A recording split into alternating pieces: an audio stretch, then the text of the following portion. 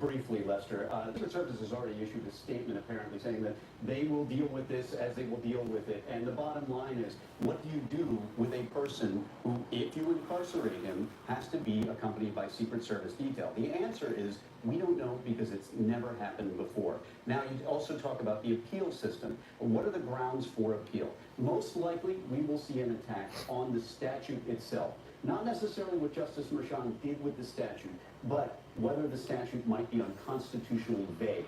If it's just not clear enough what conduct is proscribed or what is allowed. You'll probably see appeal on the grounds of jury instructions. If for no other reason, then that's the most common, best chance for success ground for appeal in most criminal cases.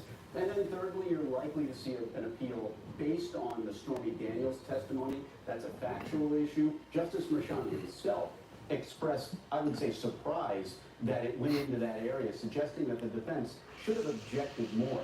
The problem is that generally speaking, if the defense didn't object to testimony as it was coming in, they may have waived their opportunity to raise that as a ground on appeal. Lester, the general rule is versus a typical prosecution. In my view, yes, we were a day earlier, and you're right. 9 hours is a lot if you're sitting and intensively working on the case. But in a case of this complexity, relatively speaking, it was probably a short test. In New York City, he'll maintain that detail as Danny alluded to tonight in a statement to NBC News. The Secret Service says we're going to continue our mission. We're going to continue, obviously, with Trump. He's a former president, so he'll get protected status as a result of that. He's the presumptive Republican nominee, and after the convention, his security profile will only increase from there. Added with what's to happen in Rikers Island, a spokesperson telling NBC News that they will find the, quote, appropriate housing for him there. You could be in a situation, potentially, where the former president is in a jail cell one of this country's most famous jail facilities off the runways of LaGuardia Airport, sitting in there in the Secret Service. How this will all play out, well, time will tell, Lester, but for now, he will maintain, even though he's been found guilty, that Secret Service protection. Tom Winter. Tom, thank you. In 60 seconds, presidential historian Michael Beschloss on this moment and what lessons from our past apply as the country moves forward. We're back now, and as we noted, this is the first time a former president has been convicted of a crime. NBC News presidential historian Michael Beschloss joins us now. Michael, how do you begin to put this moment into context?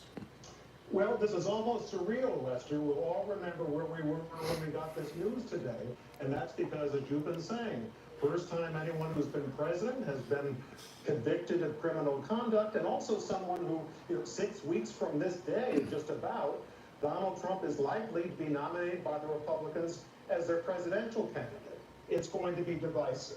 A lot of people will be angry. But 50 years ago this summer, the Supreme Court told President Richard Nixon he had to give up his secret tapes. They showed that he was probably guilty of a number of criminal offenses. Gerald Ford pardoned him, but Gerald Ford, the new president, respected the rule of law.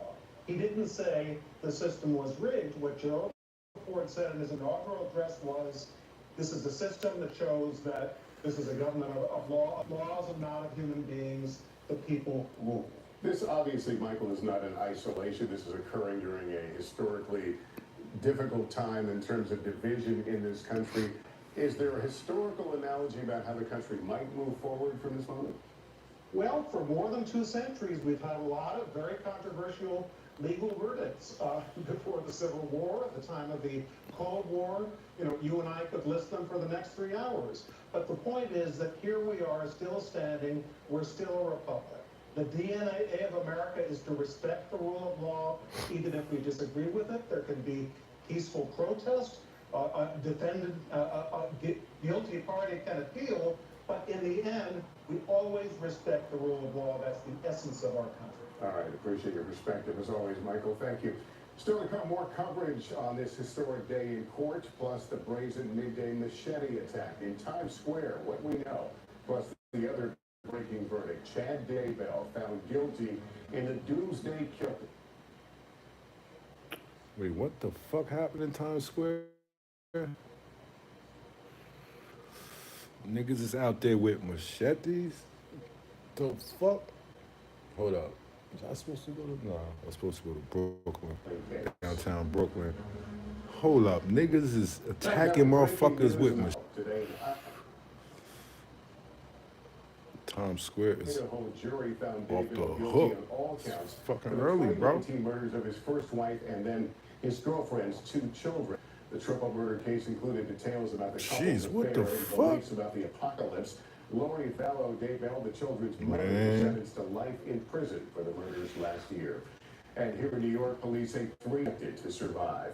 When we come back, history in the making. What Manhattan's DA just said live from the Jeez, courthouse. what the fuck was you fucking with in Times Square that these niggas try to chop your fucking legs off? Let's go back to senior legal correspondent Laura Jarrett. Laura, you were inside the courtroom. Take us through your experience watching all this unfold.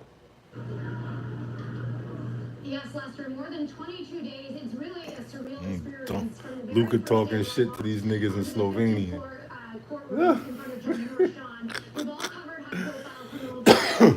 This was different. This is the former president of the United States, the current presumptive GOP nominee, facing 12 everyday New Yorkers told not to be biased while he's This shit currently crazy. running for office. It's an experience that I am not likely to forget anytime soon. Likely the country not to forget anytime soon. Likely change from this moment forward. And it's been a privilege, Lester, to cover it with you. Well, we appreciate you and your team's work. That is nightly news for this Thursday. Thank you for watching. Please take care of yourself and each other. Good night. All right, Lester Holt, former president Donald Trump has been convicted on 34 counts. Damn. Accountability is running up on niggas left and right in 2024. I wonder who's next. I wonder. Look, Kyrie holding everybody accountable. Okay, I'll just do it. Check out the T-Mobile savings Right. calculator and see how much you can save. And right now, we'll need to pay off your Should say phone. very bad connection.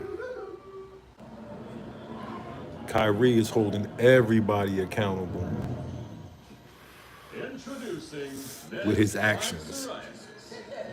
He thinks his flaky red patches are all people see. Otezla is the number About to be in the finals against the Celtics. Otezla can help you get clearer skin and That face will be itching interesting. with no routine blood tests required. The world tour of Kyrie Irving is back on. Redemption. Don't use Otezla if you're allergic to it. Serious allergic reactions can happen. Otezla may cause severe diarrhea, nausea, or vomiting. Some people